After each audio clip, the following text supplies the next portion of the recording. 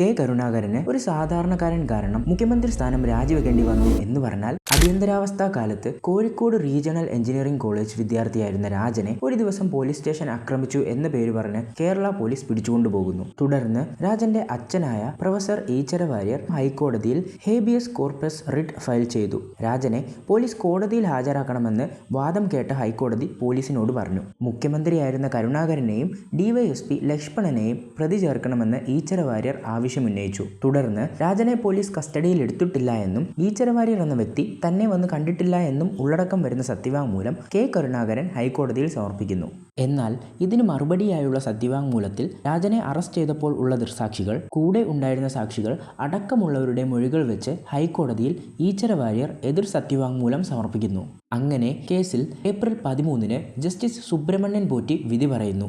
രാജനെ 1976 March 1 police കസ്റ്റഡിയിലെടുത്തിട്ടുണ്ടെന്ന് കോടതിക്ക് ബോധ്യപ്പെട്ടു.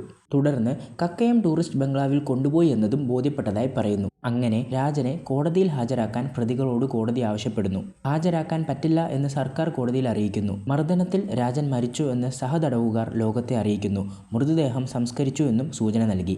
കോടതിയിൽ കള്ള സത്യവാങ്മൂലം നൽകിയ കെ കരുണാകരൻ രാജിവെക്കണമെന്ന് പ്രതിപക്ഷം സമ്മർദ്ദം ശക്തമാക്കുന്നു. ഹൈക്കോടതി വിധിക്കെതിരെ സുപ്രീം കോടതിയിൽ പോയി അനുകൂല വിധി ഉണ്ടാക്കാം എന്ന് വിചാരിച്ച് കെ കരുണാകരൻ രാജിവെക്കുന്നു. എന്നാൽ സുപ്രീം കോടതിയിൽ അപ്പീൽ തള്ളുകയും കരുണാകരന്റെ മുന്നിൽ വഴികൾ അടയുകയും ചെയ്യുന്നു.